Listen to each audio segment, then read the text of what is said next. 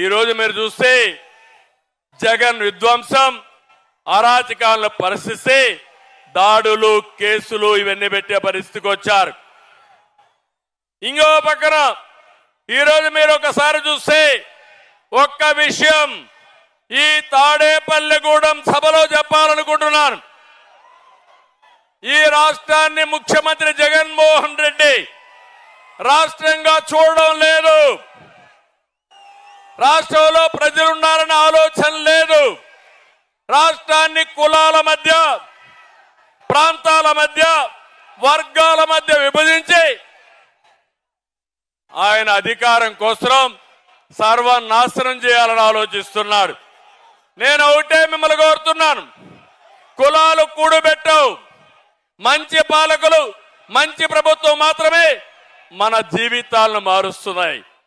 అట్లా కాకుండా ఒక చెడు వ్యక్తి వస్తే ఆ కులం వాళ్ళు కూడా సర్వనాశనం అయ్యే పరిస్థితికి వస్తారు. ఈ విషయం మీరు గుర్తుపెట్టుకోండి. అందుకే ఈరోజు మేము ఒకటే కోరుతున్నాం, ఆంధ్రప్రదేశ్ అంటే ఒక మంచి రాష్ట్రం.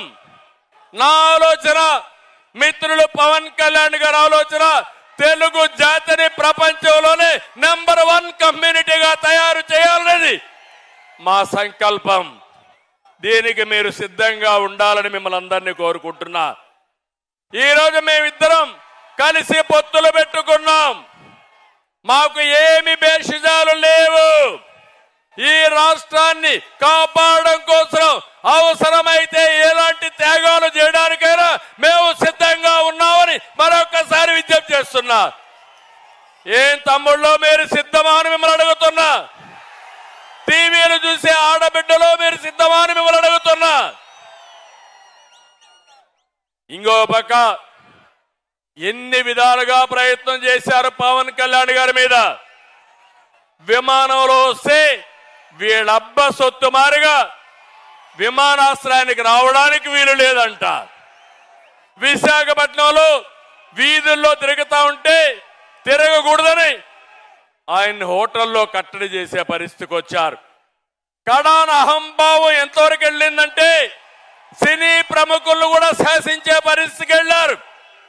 సినిమా టికెట్ల పేరుతో మహానటుడు చిరంజీవిని, మహాదర్శకుడు రాజమౌళిని అవమానించే స్టేజ్కి వెళ్లారు. నేను బాధపడ్డా, చాలా వరకు నొచ్చుకున్నా. జీవితంలో ఇలాంటి జరగకూడదనుకున్నా అలాంటి జరిగే పరిస్థితి వచ్చింది. అందుకే నేను మిమ్మల్ని అందరినీ ఒకే విషయం అడుగుతున్నా. వై నాట్ 175 అంటున్నాడు జగన్. మేము అడుగుతున్నాం, ఏమి పొడిచావని నీకు ఓటేయాలి. వై నాట్ 75 కాదు, వై నాట్ జాబ్ క్యాలెండర్? సమాధానం చెప్పు. Why not DSC? Why not ఉచిత ఇసుక? ఇప్పుడే మిమ్మల్ని చూస్తా ఉంటే నాకు అనిపిస్తుంది, వై నాట్ 175 కాదు తమ్ముళ్ళు, వై నాట్ పులివెందల? అవునా కాదా? పులివెందల్లో కూడా ఓడించాలా లేదా? ఓడించాలంటే తాడేపల్లి శబ్దం పులివెందలకు నిలబడాలి. గట్టిగా చెప్పండి.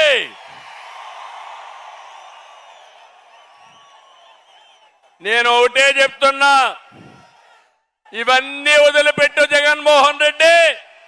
ఊ కిల్డ్ బాబాయ్? ఊ కిల్డ్ బాబాయ్? సమాధానం చెప్పమని సవాలు విసురుతున్నా. న్యాయమవునా కాదా యువత, తమ్ముళ్ళు? ఇంకో పక్క జగన్ ఒక బ్లఫ్ మాస్టర్. అవునా కదా? బ్లఫ్ మాస్టర్ అవునా కాదా? మామూలుగా బ్లఫ్ మాస్టర్ అంటే అబద్ధాలు పదే పదే చెప్పడం, రెండో చేయని పనుల్ని చేసినట్టు చెప్పుకోవడం. ఇది చేసే వ్యక్తుల్ని బ్లఫ్ మాస్టర్ అంటారు. ఒకప్పుడు నేను చూశాను ఊరల్లో కణికట్టు కట్టేవాళ్ళు. కణికట్టు అంటే ఉన్నది లేనిది పదే పదే చెప్పి మనం నమ్మించాలని ప్రయత్నం చేసేవారు. అలాంటి వ్యక్తి జగన్మోహన్ రెడ్డి. నేను అడుగుతున్నా, 25 మంది ఎంపీలు ఇస్తే ప్రత్యేక హోదా తెస్తా అన్నావు, తెచ్చారా అని అడుగుతున్నా. మద్యపాన నిషేధం చేస్తా ఉన్నావు, చేశావా అని అడుగుతున్నా. సిపిఎస్ రద్దు చేస్తా అన్నాడు, చేశాడా అని నేను అడుగుతున్నా. నిన్ననే కుప్పం చూశారు తమ్ముళ్ళు, పేపర్లో వచ్చింది. నా నియోజకవర్గం 35 ఏళ్లుగా ఎమ్మెల్యేగా ఉన్నా, అక్కడ ముఖ్యమంత్రిగా ఉన్నా. కుప్పానికి నీళ్లని ఈ ముఖ్యమంత్రి నాటకాలు వేశాడు. నేరుగా కుప్పం వెళ్ళాడు, ట్యాంకర్లో నీళ్లు తీసుకుపోయాడు, కాలువలో నీళ్లు పెట్టాడు. అక్కడి నుంచి మీరు చూస్తే కొత్తగా గేట్లు తీసుకుపోయాడు.